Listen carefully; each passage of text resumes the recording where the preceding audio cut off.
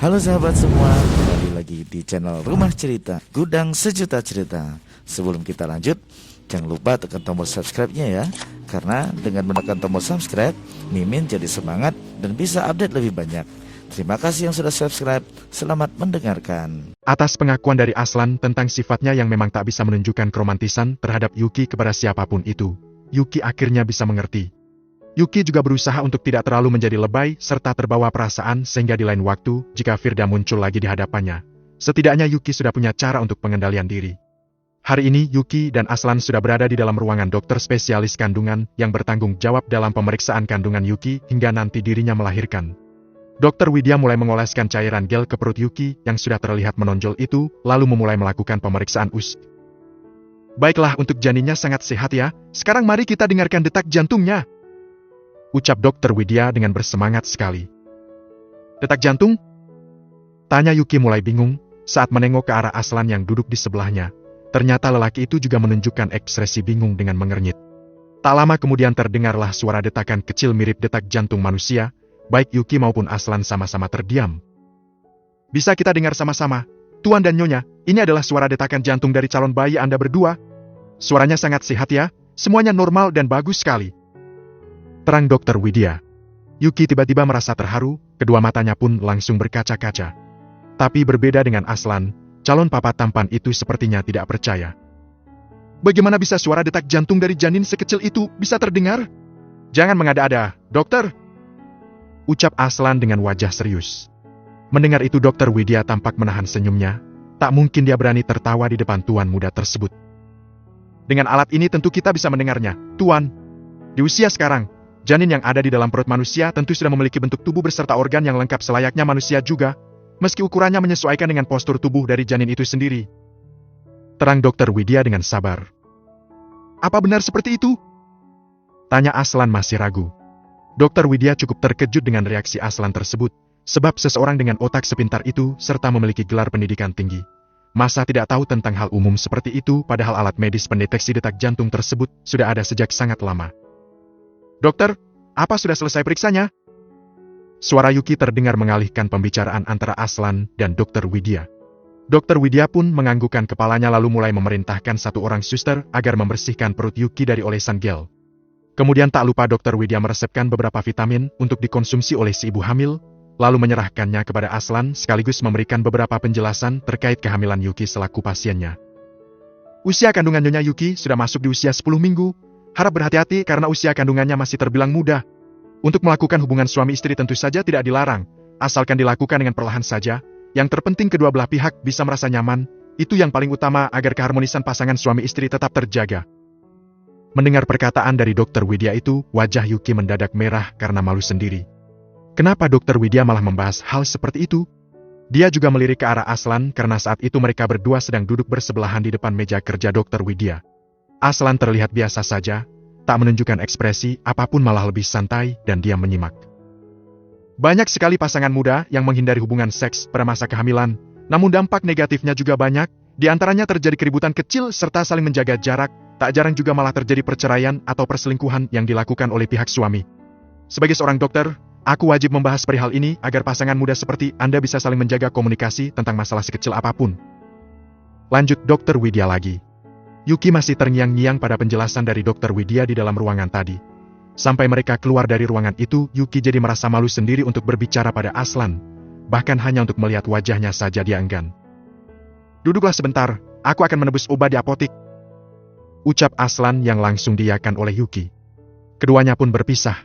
Yuki yang sudah duduk di sebuah kursi tunggu itu, diam-diam memperhatikan Aslan yang sudah berjalan menjauh darinya. Haft! Yuki memegang kedua pipinya sambil mendesah pelan. Wajahnya masih terasa panas karena pembahasan seputar hubungan suami istri tadi. Apalagi ketika tadi Aslan malah mengajukan pertanyaan yang di luar dugaan Yuki. Padahal dia berharap agar Aslan diam saja. Bagaimana jika aku melakukannya setiap hari? Pertanyaan Aslan kepada Dokter Widya beberapa saat yang lalu. Sambil tersenyum Dokter Widya menjawabnya. Tentu boleh, asal tetap dalam skemanya, yaitu lakukan dengan sabar asal sama-sama nyaman. Argi! Yuki yang mendadak stres itu mulai mengacak-acak rambutnya dengan kedua tangan. Beberapa pengunjung yang juga duduk di sekitar Yuki langsung memperhatikan kelakuan dari istri Aslan tersebut. Ketika Yuki menyadari bahwa dirinya menjadi pusat perhatian, dia pun hanya bisa menahan malu dengan pura-pura tertawa. Yuki! Yuki menoleh ketika mendengar namanya dipanggil oleh seseorang. Namun ternyata bukan hanya Yuki saja yang merespon melainkan Aslan juga. Saat itu Aslan baru selesai dari apotik dan kembali ke tempat Yuki. Ketika mendengar nama Yuki dipanggil oleh seseorang, Aslan langsung memicingkan kedua matanya apalagi ketika melihat Yuki tersenyum pada orang itu. Yuki berdiri dari duduknya ketika menyadari kalau yang memanggil namanya adalah Nanda. Lelaki yang tinggal di dekat rumah ibunya dan juga merupakan lelaki yang pernah ia sukai. Nanda tengah berjalan dari arah yang berbeda dari Aslan hingga tiba di hadapan Yuki. "Kak Nanda?" Sapa Yuki membalas senyuman dari Nanda. Aslan berdecak saat melihat betapa cerianya wajah yang Yuki tunjukkan kepada lelaki itu. "Siapa bocah brengsek itu?" Gumamnya sambil terus melangkahkan kedua kaki panjangnya tersebut. Perhatian dari banyaknya kaum hawa di sekitarnya pun sama sekali tak merubah fokus Aslan terhadap Yuki dan Nanda. "Kenapa Kak Nanda ada di sini?" Tanya Yuki. Dia dan Nanda saling berdiri berhadapan. "Aku sudah lama bekerja di rumah sakit ini, Yuki. Oh ya, apa kamu datang ke sini untuk periksa?" Pertanyaan Nanda itu langsung dijawab, namun bukan oleh Yuki, melainkan dari Aslan yang tiba-tiba saja menyahut mengejutkan Yuki dan Nanda. "Ya, Yuki sedang diperiksa kandungannya, karena sedang mengandung, dan itu milikku. Dia adalah istriku." Yuki langsung merasa heran lantas mendongak ketika harus melihat wajah Aslan dalam jarak yang sangat dekat. Bahkan Aslan merangkul tubuhnya dari samping hingga keduanya saling berdempetan. Nanda sendiri juga cukup bereaksi terkejut. Perasaan sungkan pun langsung terlihat di wajahnya saat berhadapan langsung dengan sosok Aslan Maris yang sudah terkenal di tanah air sebagai pengusaha muda dengan ketampanan di atas rata-rata tersebut. Nanda menggaruk hidungnya, lalu memberikan senyuman yang tak sepenuhnya ikhlas. Dirinya menyukai Yuki sejak istri Aslan itu masih kecil, dan kini sudah kalah cepat karena tiba-tiba saja Yuki sudah dipersunting oleh lelaki lain, dan kini Nanda berhadapan langsung dengan rivalnya tersebut. Hanya saja siapalah Nanda jika dibanding Aslan, dirinya hanyalah seorang lelaki lulusan apoteker yang bekerja di sebuah rumah sakit. "Tuan Aslan Maris, aku adalah Nanda, tetangga lama Yuki." Nanda berniat baik dengan memperkenalkan diri kepada Aslan, dia bahkan mengulurkan tangannya untuk berjabat tangan. Akan tetapi kelihatannya Aslan sudah terlanjur cemburu kepada Nanda. 1 detik hingga 3 detik tak jua dia membalas uluran tangan tersebut. Di sebelah Aslan, Yuki mulai membaca situasi. "Jangan bilang kalau dia sedang cemburu." Sepertinya aku punya ide cemerlang untuk membalas dendam." Yuki masih kesal pada sikap Aslan terhadap Firdas semalam. Maka ketika menyadari situasi saat ini, saat kedatangan Nanda merupakan sebuah kesempatan baginya untuk membalas Aslan, Yuki pun tersenyum licik dan bergerak mengangkat satu tangannya untuk membalas jabatan tangan Nanda. Aslan kaget melihat tingkah Yuki. Tangan Yuki dan Nanda yang saling menjabat itu menyita perhatiannya sampai membuatnya fokus beberapa detik ke arah sana. Yuki tersenyum menatap Nanda bahkan sengaja terkesan genit seperti tak merasa bersalah. "Kak Nanda, perkenalkan dia ini Aslan, suamiku. Dia memang pemalu jadi jabat tangannya denganku saja." Ucap Yuki lalu menaik turunkan pegangan tangannya dengan Nanda. Aslan pun terpancing untuk kesal, dengan segera ia melepas tautan tangan antara Yuki dan juga Nanda dengan cara yang cukup kasar. Nanda jadi tak enak pada Aslan. Dia jadi serba salah dan sebagai sesama lelaki dia bisa mengerti kalau Aslan tengah cemburu padanya. Bisa gawat ini, Nanda berpikir untuk pergi saja daripada Aslan menghancurkan pekerjaannya. Kalau begitu aku permisi dulu ya, Yuki." "Tuan Aslan, selamat siang." Nanda membungkuk di hadapan Aslan lalu mulai beranjak menjauh. "Ya, pergi saja sana, dasar kurang ajar," desis Aslan ketika Nanda sudah menjauh. Sedangkan Yuki malah tertawa senang karena akhirnya bisa membalas Aslan. Dirinya juga melambaikan tangannya ke arah Nanda meski lelaki itu memunggunginya. Melihat itu Aslan lekas menurunkan tangan Yuki ke bawah. "Dasar genit!" Bab 53 menggemaskan. "Kelihatannya kamu akrab sekali dengan bocah yang tadi." Mendengar pertanyaan dari Aslan, Yuki menoleh ke sampingnya menatap sang suami yang tengah fokus mengemudi. "Siapa? Nanda?" Tanya Yuki memastikan, namun terlalu jelas bagi Aslan yang masih kesal. "Cih, jadi namanya adalah Nanda? Seperti nama perempuan saja." Gerutu Aslan di dalam hati, mulutnya diam tak menyahut. "Kak Nanda itu adalah tetanggaku, dia tinggal bersama orang tuanya tidak jauh dari rumah ibu." Terang Yuki penuh semangat. "Semuanya saja kamu panggil kakak?" Ucap Aslan, lebih seperti bergumam namun Yuki cukup bisa mendengarnya. "Ya, karena usia dia memang lebih tua dari aku. Dia seumuran dengan Kak Yuri," sahut Yuki. Aslan diam saja, tak merespon apapun ketika nama Yuri disebut, sebab saat itu fokusnya hanya kepada interaksi yang Yuki tunjukkan bersama Nanda ketika di rumah sakit tadi. Aku jauh lebih tua darinya, lalu kenapa kamu hanya menyebutku dengan nama? Protes Aslan, dia melirik cepat ke arah Yuki. Meski singkat, namun matanya sungguh tajam. Kamu ingin aku panggil kakak juga? Tapi kan kamu suamiku. Masa aku menikah dengan kakakku? Hahaha! Gurauan Yuki nyatanya tak membuat Aslan tertarik untuk tertawa. Bahkan terhibur pun tidak. Pokoknya lelaki itu hanya sedang kesal saja. Apalagi ketika tiba-tiba Aslan mendengar pengakuan mengejutkan dari Yuki sesaat kemudian. Dulu aku sangat suka pada Kak Nanda. Dia lelaki tipeku. Dia juga sudah punya pekerjaan. Tetapi sekarang aku sudah tidak bisa dekat dengannya lagi. Yuki berujar sambil memanyunkan bibirnya. Kenapa? Karena kamu sudah aku nikahi, begitu? Jadi kamu masih ingin mengejar bocah itu? Kesal Aslan, nada bicara sampai naik 1 oktav. Tidak. Kenapa kamu marah? Elak Yuki sekaligus heran pada sikap Aslan. Cayete. Suara ban mobil yang menggores aspal terdengar nyaring ketika Aslan menginjak rem sangat dalam. Turun! Perintah Aslan kepada Yuki. Yuki langsung menengok ke arah jendela, ternyata mereka sudah tiba di halaman villa. Yuki bergerak baru akan membuka pegangan pintu, namun sebelum membuka pintunya, dia menengok ke arah Aslan. Kamu tidak turun juga? Tanya Yuki karena Aslan hanya diam dengan kedua tangan masih berada di kemudi. Tidak, aku mau langsung kerja. Jawab Aslan cepat sekaligus ketus. Yuki tak begitu peduli dengan sikap Aslan, dia malah tersenyum lalu berkata lagi. Makan malam nanti mau aku masakan apa lagi? Melihat sikap Yuki yang sama sekali tak peka terhadap perasaannya itu, Aslan pun semakin merasa kesal. Terserah! Sahutnya datar. Siang hari di villa, Yuki habiskan untuk bertukar kabar bersama sang ibu melalui panggilan video. Dengan antusiasnya dia menceritakan bagaimana pengalaman pertamanya mendengar suara detak jantung dari calon bayinya tadi. Wajah Yuki berbinar dan penuh kebahagiaan, Maudi dapat melihatnya secara jelas sehingga semakin tenanglah hatinya. Ibu, bagaimana kabar Kak Yuri? Tiba-tiba Yuki teringat pada kakaknya. Seingat Yuki terakhir dia bertemu dengan Yuri sekitar 1 minggu yang lalu atau lebih. Ketika itu Yuri bersikap tak baik padanya dan berusaha membuatnya terjatuh dengan sengaja. Maudi terlihat menghela napasnya ketika harus membahas Yuri. Putri sulungnya itu sangat jauh berbeda kepribadiannya dengan Yuki. Ibu belum tahu kabar terbarunya, tetapi kemarin Anin mengatakan kalau dia sempat melihat kakakmu di sebuah klinik tempat ayahnya Nanda praktik. Terang Maudi. Di klinik? Apakah Anin sedang sakit, Bu? Maudi menggelengkan kepalanya. Tidak, Anin hanya kebetulan sedang lewat saja, sehabis berbelanja di pasar yang letaknya dekat dengan klinik itu. Mungkin Yuri sedang melakukan pemeriksaan di sana, sebenarnya ibu kasihan padanya, tetapi dia tidak pernah lagi datang kemari. Wajah tua Maudi tampak sayu, meski pergaulan Yuri di luar sana tidak baik, namun biar bagaimanapun bagi Maudi, calon bayi yang dikandung oleh Yuri tetaplah cucunya juga. Jika saja Yuri datang dengan cara baik meminta Maudi untuk menemani masa kehamilannya, tentu Maudi bersedia membantu dengan senang hati. Apakah Yuri terlalu kecewa pada Yuki, Bu?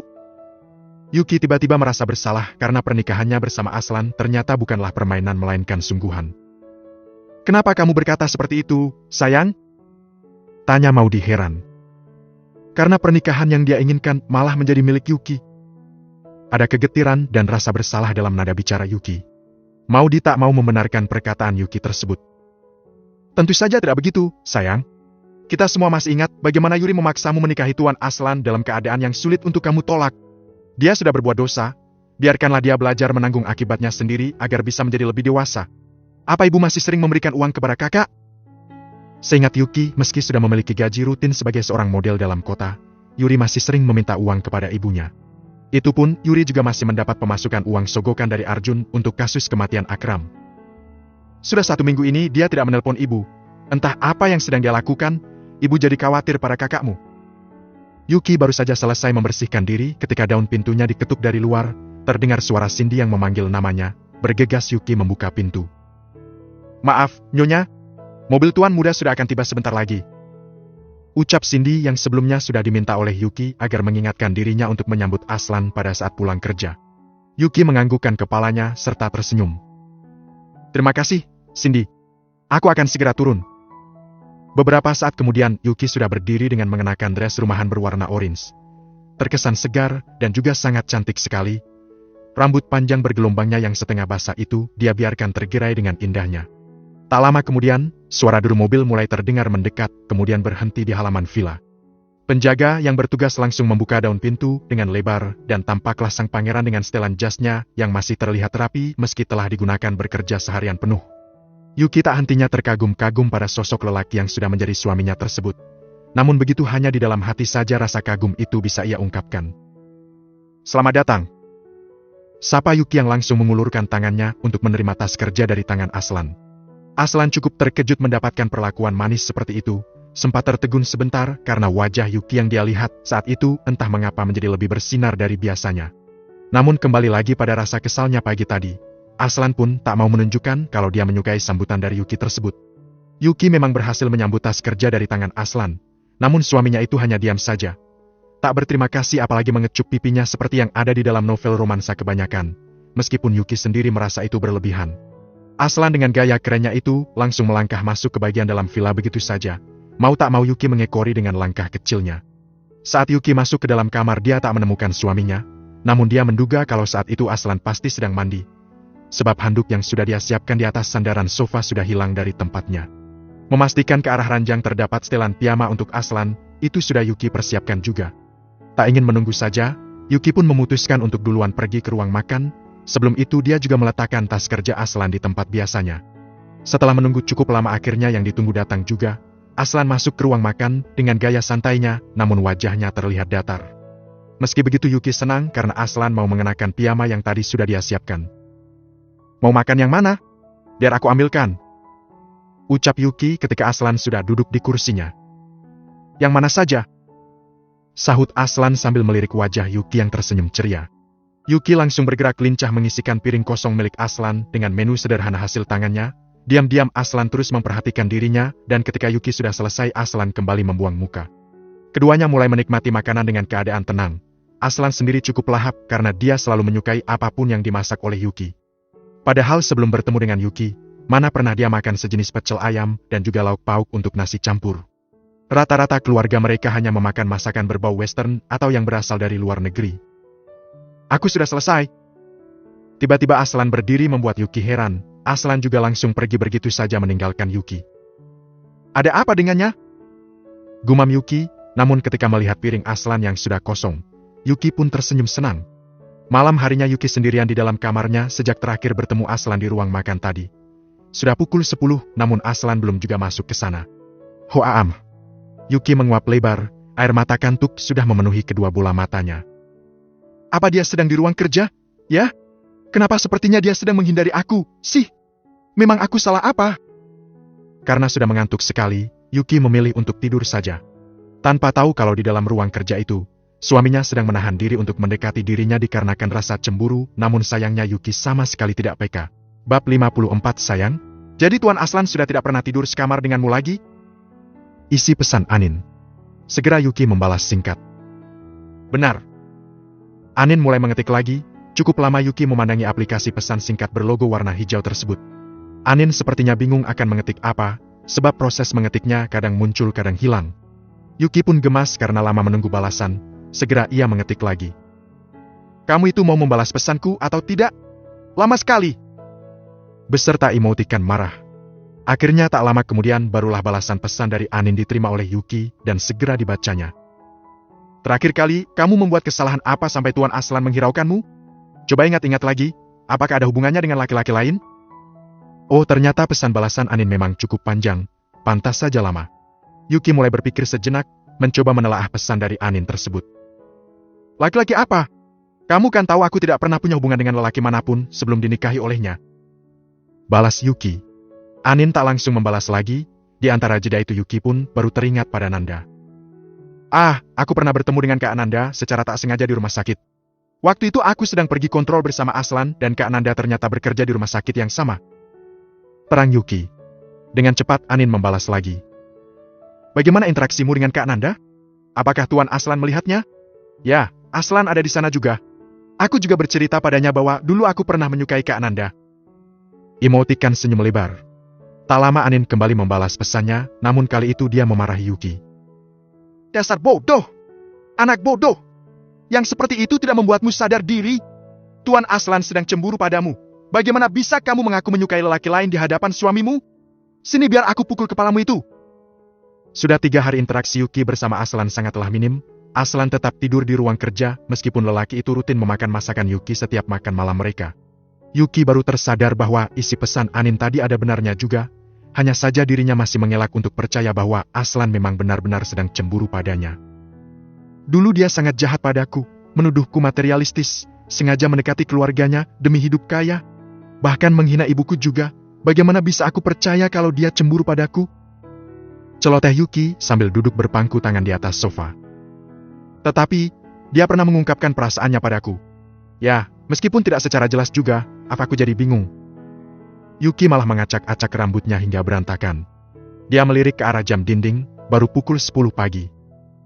Sika, rasanya sudah lapar padahal baru jam segini. Sebaiknya aku pergi ke dapur saja untuk mencari camilan. Akhirnya Yuki keluar dari dalam kamarnya. Semenjak usia kandungannya semakin bertambah, Yuki memang semakin sering merasa lapar. Porsi makannya pun juga bertambah dari biasanya. Setiap harinya Cindy sudah rutin menyiapkan camilan dari potongan buah-buahan untuk Yuki. Akan tetapi kali itu Yuki bosan. Dirinya sedang membayangkan jenis-jenis gorengan yang berminyak dan jika dicocol ke sambal pasti akan sangat lezat. Selamat pagi, Nyonya. Anda sedang ingin sesuatu? Cindy menghampiri Yuki yang saat itu tengah diam berdiri di depan lemari pendingin yang pintunya sudah terbuka lebar. Cindy heran pada majikan yang satu itu karena gemar sekali untuk datang ke dapur, area yang biasanya sangat dihindari oleh para majikan lainnya karena dianggap sebagai tempat yang kotor. Yuki menengok ketika mendengar suara Cindy. Ah, ya Cindy? Di dalam sini apa tidak ada gorengan? Aku sangat ingin memakannya. Cicit Yuki. Gorengan? Kening Cindy sampai berkerut dalam, mencari gorengan di dalam kulkas. Ah, lucu sekali nyonya muda satu itu. Maaf, nyonya. Selama bekerja di keluarga Maris, tidak pernah sekalipun aku memasak gorengan. Lagi pula itu sangat tidak sehat untuk Anda. Tolong jangan memintanya ya, Tuan muda bisa marah. Pinta Cindy dengan nada memohon. Raka. Yuki menutup 2 buah daun pintu kulkas tersebut sambil mencibik kesal. Bukan karena tidak bisa memakan gorengan, namun karena perkataan Cindy yang seolah mengatakan kalau Aslan begitu perhatian padanya. Sambil menggerutu Yuki duduk di sebuah kursi. Dia saja tidak pernah menghiraukan aku akhir-akhir ini. Kenapa begitu, Nyonya? Apakah Anda sudah melakukan kesalahan? Tanya Cindy. Kenapa semua orang selalu menganggap aku melakukan kesalahan? Dia saja yang terlalu cemburu. Entah kenapa Yuki jadi kesal setelah Anin menuduhnya telah berbuat salah dan kini Cindy juga sama. Oh, jadi benar Tuan muda sedang cemburu? Kalau begitu artinya beliau sangat mencintai Anda, Nyonya. Lakukanlah sesuatu untuk mengembalikan perhatiannya kepada Anda lagi. Cindy tersenyum malu ketika tahu bahwa seorang Aslan bisa cemburu begitu. Pantas saja dalam beberapa hari itu, Cindy selalu mendapati sikap dingin Aslan terhadap Yuki. Namun tak hanya kepada Yuki saja, Tuan muda tampan itu juga jadi uring-uringan dan sering membentak para pelayan. Melakukan hal apa maksudmu? Sepertinya Yuki agak tertarik untuk mendengarkan Cindy. Sambil berpikir Cindy tak sengaja melihat ke arah jam dinding, lalu tiba-tiba saja dia mempunyai sebuah ide. Dengan wajah berbinar langsung saja dia utarakan kepada Yuki. Bagaimana jika Anda memasak makan siang untuk Tuan muda? Ucap Cindy yang tak sabar menunggu tanggapan dari Yuki. Namun reaksi Yuki malah tak bersemangat. Masak makan siang? Bukannya Aslan tak pernah pulang saat makan siang?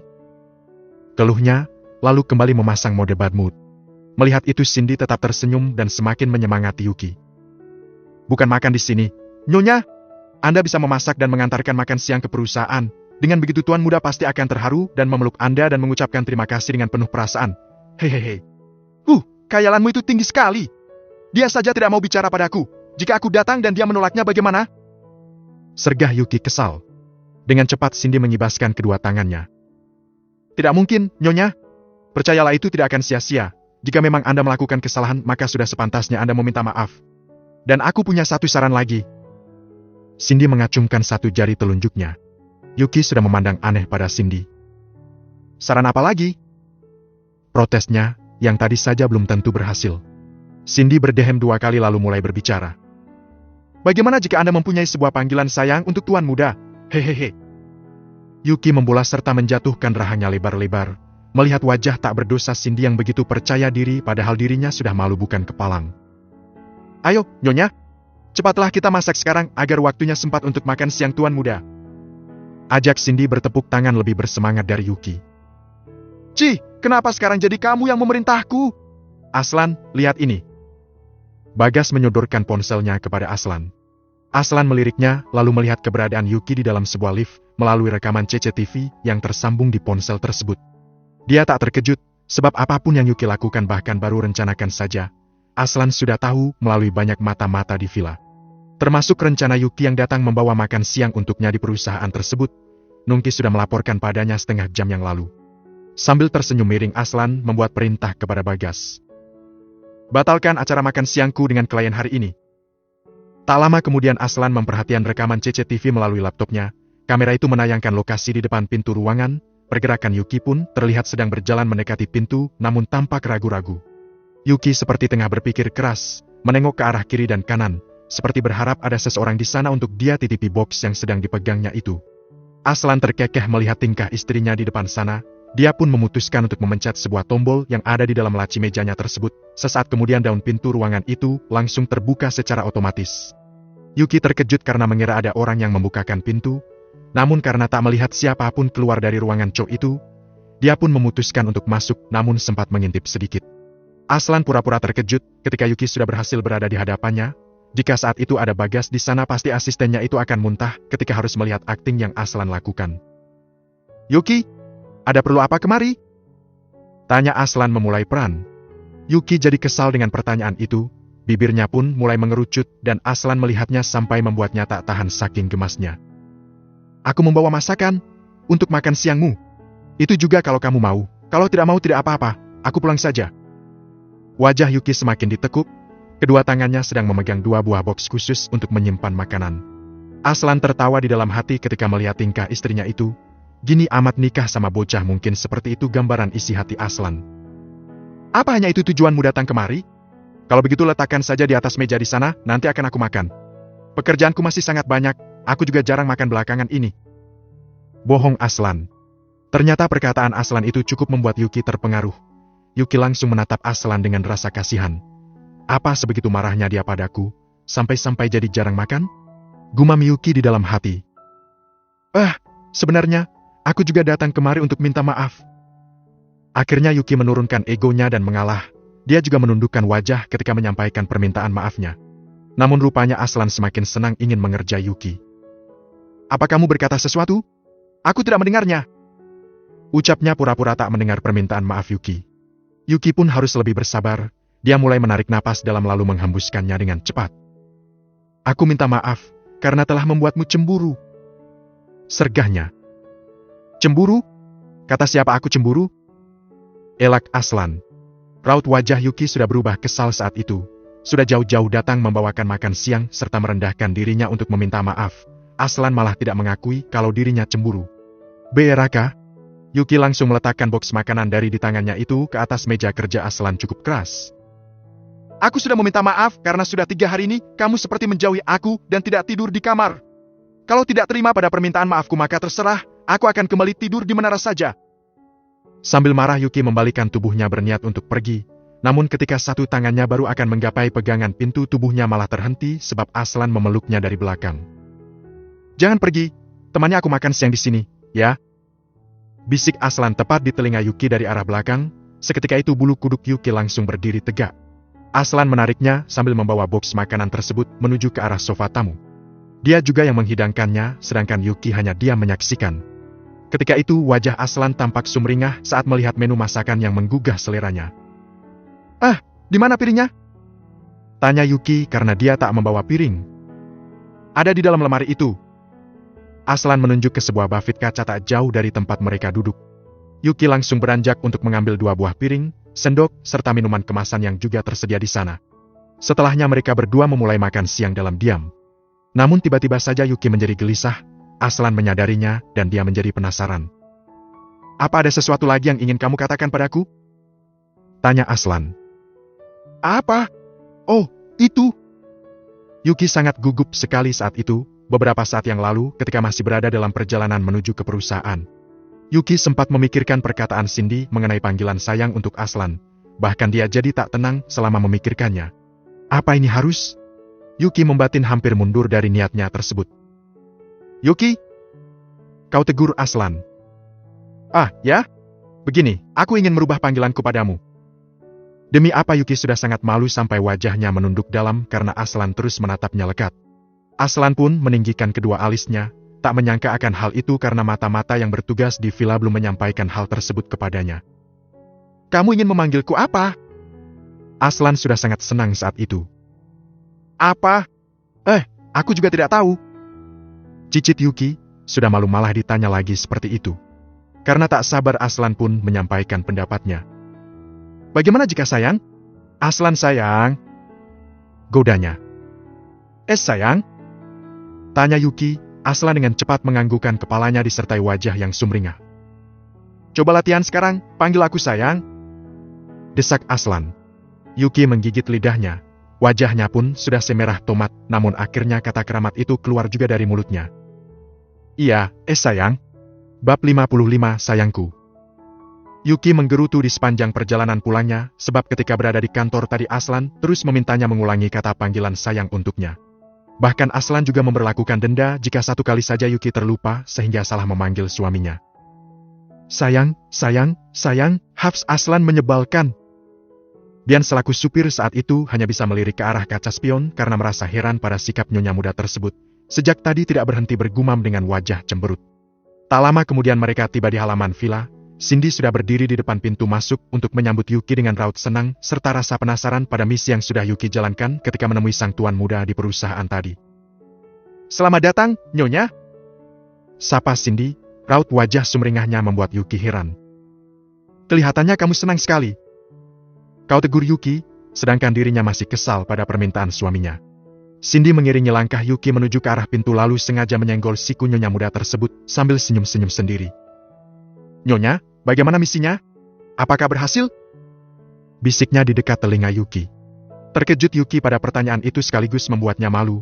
Dia baru sadar bahwa saran yang Cindy berikan beberapa waktu yang lalu ternyata memang berhasil membuat Aslan hangat lagi padanya. Akan tetapi dirinya malah gelisah karena malu sendiri. Ya, berhasil memang. Sahut Yuki.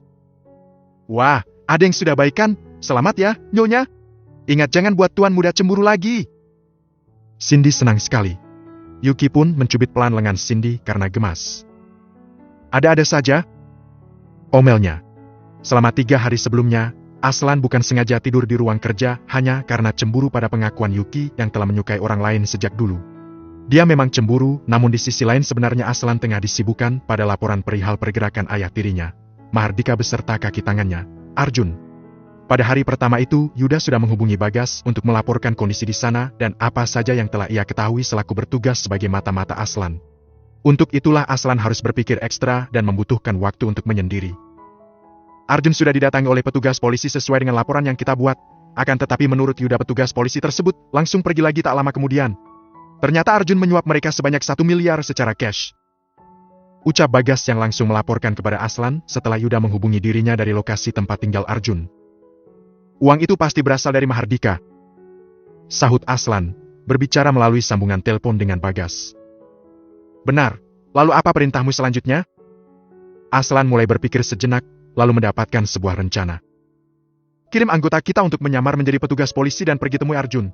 Jika Arjun menyuap mereka lagi itu pasti akan merepotkan Mahardika, sebab uang 1 miliar tidaklah sedikit dan aliran dana itu pasti berasal dari Mahardika, bukan? Bisnis Arjun tidak sebaik itu, dan bisnis Mahardika pun tak jauh berbeda setelah kita mulai memasukkan pengacau ke dalam bisnis bawah tanahnya itu.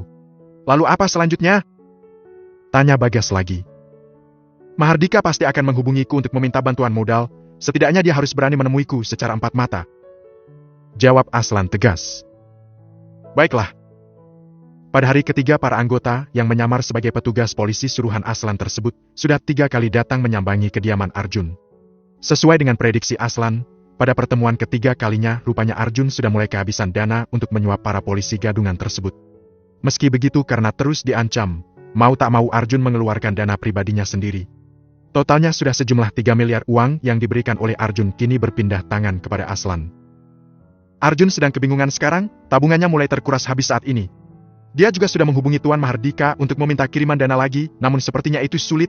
Aku mendengar melalui teman bahwa bisnis gelap Tuan Mahardika sedang disabotase oleh seseorang sehingga dirinya pun tengah mengalami kesulitan. Kemungkinan tak lama lagi Tuan Mahardika akan kembali pulang ke tanah air.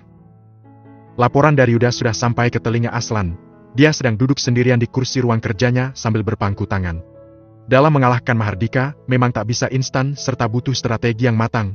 Aslan juga butuh rekaman asli dari CCTV pada hari kematian kakaknya, dan Aslan yakin benda tersebut berada di tangan Mahardika.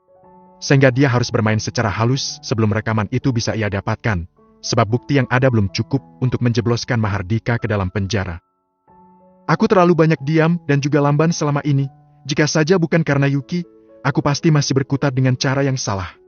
Padahal pelakunya berada di dalam rumahku sendiri. Aslan bergumam pada dirinya sendiri. Ia pandangi foto Yuki di dalam bingkai kecil di atas meja kerjanya itu. Meskipun aku lamban dalam mengetahui dalang yang sebenarnya, setidaknya aku telah bergerak cepat dengan menikahimu. Ucap Aslan seolah berbicara langsung di hadapan Yuki. Lalu ia kembali mengingat Mahardika yang selama ini begitu cerdik menjalankan perannya di dalam keluarga mereka.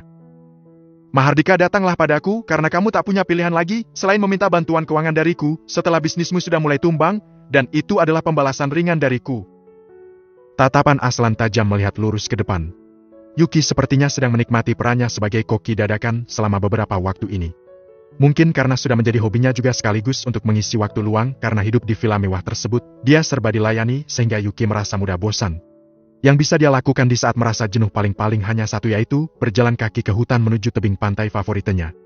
Di sana hembusan angin kencang cukup membuatnya merasa segar. Akan tetapi dengan memasak juga membuatnya senang, dan itu tidak buruk untuk dilakukan. Apalagi Aslan selalu memakan habis apa saja menu yang Yuki suguhkan. Keinginan wanita memang tidak muluk-muluk, cukup dihargai saja, tidak butuh modal besar, bukan? Wah, Anda memasak banyak sekali, Nyonya. Sepertinya suasana hati Anda sedang bahagia saat ini. Hehehe. Cindy sangat gemar menggoda Yuki. Mereka berdua memang sudah seakrab itu. Sudah, jangan menggoda aku terus. Cepat bantu aku menyusun semua ini.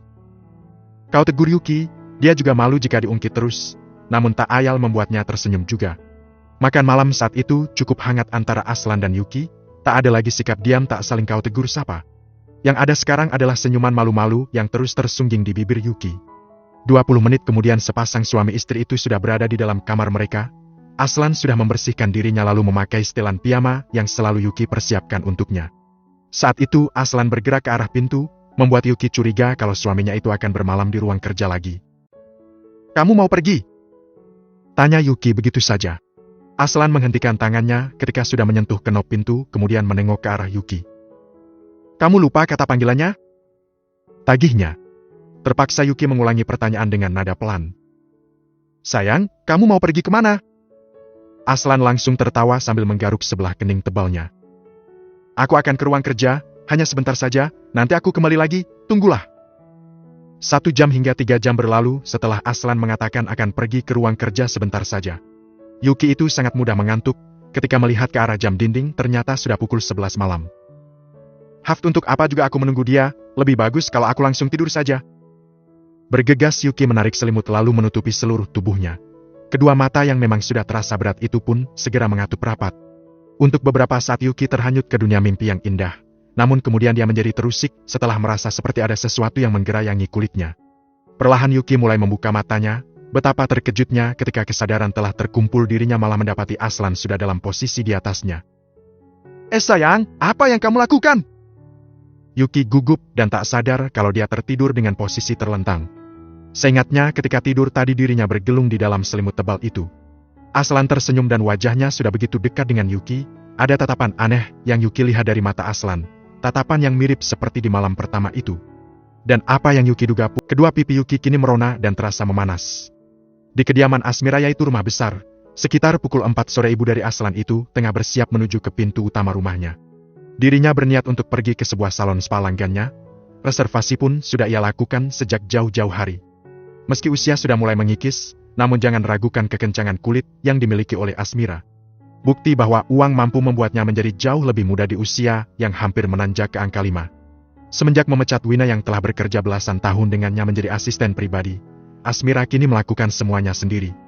Dikhianati oleh orang dekat yang sudah dianggap seperti keluarga membuatnya belajar dari kesalahan dan tak ingin lagi mengandalkan siapapun kecuali dirinya sendiri. Suara bel pintu berbunyi membuat Asmira yang baru akan membuka pintu itu menghentikan pergerakannya. Tak ada penjaga di dekat pintunya, karena semuanya ditugaskan untuk berada di sekeliling rumah, terutama bagian pos keamanan di jalan poros. Asmira sempat berpikir sejenak. Apa sebelumnya ada orang yang membuat janji denganku? Ucapnya bertanya-tanya. Sempat berpikir kalau Mahardika sudah kembali, namun Asmira merasa itu tak mungkin. Sebab jika memang itu adalah Mahardika, tak mungkin lelaki itu memencet bel pintu sebab kode PIN-nya tak pernah dirubah. Daripada penasaran langsung saja Asmira membuka daun pintu tersebut dan ketika bagian luar sudah tampak jelas, Asmira pun dapat melihat ada seorang wanita cantik serta seksi berdiri sambil melambaikan tangan dengan senyuman yang menawan. Firda? Mami Asmira, aku rindu sekali, sudah sangat lama aku tidak mendengar kabar darimu. Saat itu Asmira dan Firda sudah berada di ruang tamu lantai 2. Asmira terpaksa membatalkan janji untuk perawatan dirinya karena kedatangan Firda yang tak pernah sama sekali ia duga. Tentu saja kamu tidak tahu bagaimana kabarku, meneleponku saja sudah tidak pernah. Sahut Asmira dengan senyuman masam. Ah, maaf Mam, aku sangat sibuk pada karirku. Mami Asmira juga sudah pasti bisa mengertikan kenapa aku harus menjauhi Aslan. Bukankah Mami Asmira sangat mendukung karirku selama ini? Firda bergelayut manja di lengan Asmira. Dua wanita berbeda usia itu memang sangat akrab ketika dulunya tepatnya saat mereka sama-sama tinggal di negara Amerika. Asmira juga yang duluan mulai menjodohkan Firda kepada mendiang putra pertamanya, Akram. Namun karena sibuk pada bisnis yang harus dia teruskan setelah kepergian suaminya di ibu kota ini, Asmira tak begitu tahu lagi bagaimana kelanjutan kisah cinta dua anak muda tersebut. Setelah sekian lama kemudian, tahu-tahu Asmira hanya mendengar kabar kalau Firda dan Akram telah putus hubungan. Lucunya lagi hanya berjarak waktu beberapa bulan saja, Firda malah menggandeng putra kedua dari Asmira yakni Aslan. Sudah terlanjur suka pada kepribadian Firda sejak awal tanpa tahu bagaimana gaya bergaulnya, Asmira pun terus mendukung hubungan itu, apalagi ketika tak lama kemudian Akram juga sudah memulai hubungan baru dengan gadis bernama Yuri. Yuri yang juga memiliki profesi sama seperti Firda mendapat dukungan yang cukup baik dari Asmira meski tak seantusias kala Firda bersama Akram. Itu dikarenakan Yuri hanyalah seorang model yang berkarir di ibu kota saja, sedangkan karir Firda sudah mendunia. Asmira diam memperhatikan gerak-gerik Firda yang terlihat gelisah, rupanya ada sesuatu yang ingin dia utarakan kepada Asmira. Mami, mengenai pernikahan Aslan dan wanita itu, aku sebenarnya tidak mempermasalahkannya. Ucap Firda tanpa ragu-ragu, namun tetap menjaga kesan anak baik-baik di hadapan Asmira. Apa maksudmu? Bukankah seharusnya memang tidak masalah bagimu? Hubunganmu dan Aslan sudah lama berakhir sebelum mereka menikah. Sahut Asmira dengan santai. Bibir Firda pun mengerucut, raut wajahnya dibuat semenggemaskan mungkin. Mami jangan bicara seperti itu, aku hanya sedang meminta pertanggungjawaban kepada Aslan secara baik-baik. Kening Asmira langsung mengernyit dan juga menjadi penasaran. Pertanggungjawaban atas apa, Firda? Tanyanya. Sambil malu-malu Firda menyelipkan anak rambutnya ke belakang telinga, lalu mulai mengatakan sesuatu yang terdengar sulit untuk dipercaya. Aku sedang hamil, Mam. Selamat Mami akan punya cucu dariku dan Aslan. Dia bahkan melebarkan kedua tangannya minta agar Asmira memeluknya, namun yang terjadi adalah ibu sari Aslan itu malah bergerak menjauhinya. Jangan bercanda, Firda. Kalian sudah berpisah sangat lama bahkan hitungan tahun. Ada apa denganmu? Tatapan marah pun segera Asmira layangkan. Namun nyatanya Firda malah semakin percaya diri. Mami boleh tanya sendiri pada Aslan, dulu hubungan kami begitu hangat. Suatu ketika kami bahkan telah membicarakan perihal mempunyai banyak anak-anak yang lucu. Aslan pun sepakat untuk membekukan spermanya dan dia mengatakan, kapanpun aku siap, maka aku boleh menggunakannya. Dan, sekaranglah saatnya dan aku berhasil mengandung benih calon cucu Mami. Dia sampai berdiri dan tertawa histeris. Asmira benar-benar tak menyangka bahwa Aslan bisa berpikir untuk membekukan spermanya. Saat itu dia hanya bisa diam sambil memijit pelipisnya karena rasa pening yang tiba-tiba datang. Bab 57 Hukuman Sayang. Di tengah kemesraan yang semakin terjalin di antara Yuki dan Aslan belakangan ini, ada hati yang tengah merana karena meratapi nasib masa depannya kelak. Dia adalah Yuri Hoshi, hari ini dirinya sedang berulang tahun. Beberapa ucapan dan doa dia terima dari mantan manajernya serta teman-teman sesama model yang masih meniti karir di ibu kota Jakarta. Yuri bersikeras menolak ajakan berkumpul untuk berpesta dari teman-temannya, hanya karena kehamilan yang harus ia tutupi dan tak ada yang tahu selain manajernya saja. Padahal Yuri adalah ratu pesta yang dikenal selalu menghadiri setiap undangan dari siapapun. Tapi kini dia harus menahannya, karirnya pun sementara ini harus vakum. Sang manajer kala itu sempat mengutarakan rasa kecewanya kepada kehamilan Yuri itu, padahal jadwal pemotretan Yuri sudah mengantre begitu banyaknya.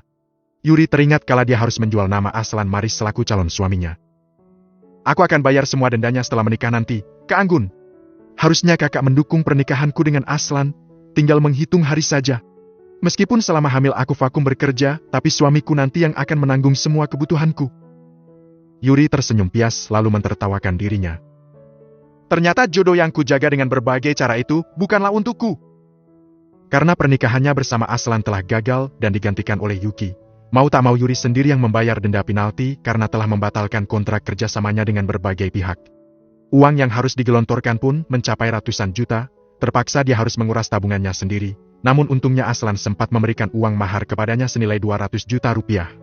Setelah kehabisan uang tabungan dan tak punya pekerjaan lagi, Yuri terpaksa hidup dari uang yang dikirimkan oleh Arjun sebagai uang tutup mulut atas kasus kematian Akram setiap bulannya. Hal itu sebenarnya menyakitkan bagi Yuri, namun karena sudah terbiasa dengan hidup mewahnya, maka Yuri seolah terhanyut semakin jauh. Ponselnya berdering dan ada nama Arjun di layarnya. Di setiap awal bulan seperti itu lelaki bernama Arjun itu akan menghubungi dirinya lalu mengirimkan sejumlah nominal uang kepada dirinya. Halo? Ucap Yuri setelah menempelkan ponsel ke telinga. Yuri, aku sudah mentransfer 15 juta ke akunmu, kamu bisa cek setelah ini. Jawab suara di seberang sana. Yuri mendesah pelan, uang segitu mana cukup untuk biaya hidup dirinya selama 1 bulan. Belum lagi biaya perawatan apartemennya. Maaf, Arjun kenapa hanya 15 juta? Biasanya kamu rutin mengirimkan 30. Yuri mulai protes. Tak terdengar sautan di sana, sampai-sampai Yuri harus menajamkan pendengarannya. Kamu masih di sana? Tanyanya memastikan. Kamu tahu kan saat ini, aku sedang mengandung dan Aslan tak mau bertanggung jawab. Aku kesulitan menemui dia selama ini. Pekerjaanku pun hilang karena kehamilan ini. Aku tak punya pemasukan dan mungkin saja aku akan buka mulut, meskipun nyawaku taruhannya terserah. Ada getaran pada setiap ucapan Yuri. Dia sedang menahan diri untuk tidak menangisi nasibnya. Ya, untuk saat ini aku berikan segitu dulu. Secepatnya akan aku tambahkan lagi. Sebaiknya kamu tetap mulut karena saat ini keadaan sedang tidak baik. Sahut lelaki itu dengan nada bicara yang terdengar bingung juga. Aku tak peduli. Yuri yang kesal langsung mematikan panggilan teleponnya. Lelaki itu menatap pada layar ponselnya dengan diam. Sesaat kemudian kepalanya menengok ke arah bangunan apartemen tempat tinggal Yuri dari dalam mobilnya. Dia adalah Yuda yang selama ini mengirimkan uang kepada Yuri atas nama Arjun.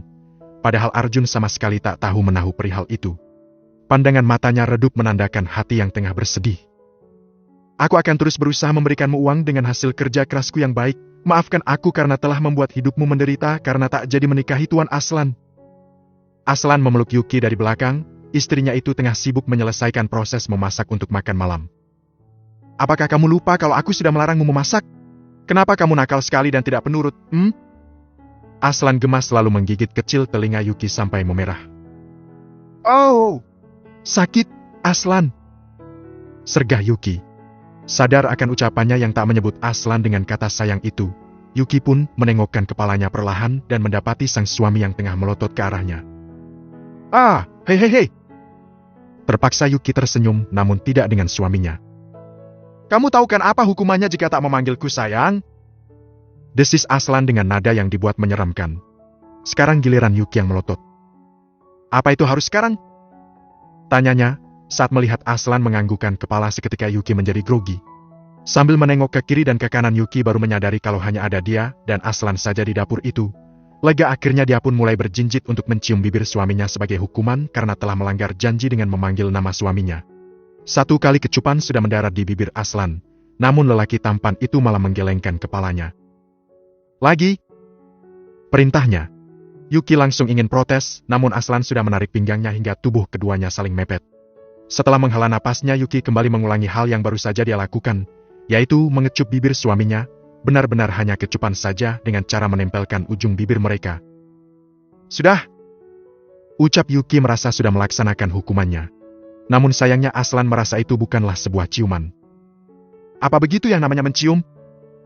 Protesnya. Yuki yang bingung segera menjawab. Memangnya mau yang seperti apa lagi? Muncul senyuman licik di bibir Aslan membuat Yuki menatap curiga. Dia berencana ingin kabur saat itu sayangnya Aslan sudah memeluknya erat. Ciuman itu seperti ini, sayang, itu dengan penuh perasaan cinta yang membara. Bahkan membuat Yuki menyesal hanya karena lupa menyebut Aslan dengan kata sayang. Baru kembali? Dari mana saja? Asmira tengah duduk di kursi tunggal yang ada di balkon atas, menunggu Firda yang sudah 3 hari menginap di rumah besar itu dan selalu mendapatinya pulang di jam malam. Ah, Mami Asmira. Sudah aku katakan tidak perlu menungguku pulang, Mami Asmira baik sekali dan juga perhatian. Mami tahu kan kalau aku sedang hamil, tadi aku baru habis dari rumah sakit untuk periksa. Firda menampilkan senyuman manisnya, di kedua tangannya sedang menenteng tas belanja dengan merek yang sangat dikenal oleh Asmira, dan hal itu membuat ibu Aslan itu mendesah pelan. Apa benar kami dari rumah sakit? Tanya Asmira. Sahut Firda dengan mimik meyakinkan serta menganggukkan kepalanya. Bagaimana hasilnya saat periksa tadi? Selidi Asmira. Firda pun langsung berpikir untuk menentukan jawaban yang pas, namun karena kurangnya persiapan dia jadi terlihat kebingungan. Aku tak yakin. Hanya itu terpikir olehnya. Asmira meninggikan alisnya, sepertinya dia sedang menduga sesuatu yang tak baik dari Firda. Aku mengerti jika kamu masih kebingungan soal pemeriksaan seperti itu. Seharusnya Aslan ikut mendampingimu tadinya. Mendengar perkataan dari Asmira tersebut, seketika membuat rona merah bermunculan di kedua pipi Firda, entah itu karena efek malu-malu ataukah karena blush-an dari make-upnya. Tetapi karena kedatanganmu ini terlalu mendadak, maka aku rasa belum saatnya untuk memberitahukan perihal kehamilanmu ini kepada Aslan. Oleh karena itu, biar aku saja dulu yang sementara ini menemanimu ke dokter. Oh, ya sebenarnya tadi pagi aku sudah membuat janji temu untuk besok pagi dengan Dr. Widya, dia adalah dokter spesialis kandungan. Jangan khawatir, dia sudah sangat profesional dan aku yakin dia sangat kompeten untuk memeriksa kandunganmu. Oh, ada satu hal lagi. Dia juga adalah dokter kandungan yang menangani kehamilan istrinya Aslan. Kurasa itu sangat cocok agar kamu dan Yuki sama-sama ditangani oleh orang yang sama. Mendengar uraian yang mengejutkan secara bertubi-tubi itu, Firda rasanya ingin jatuh lemas saja.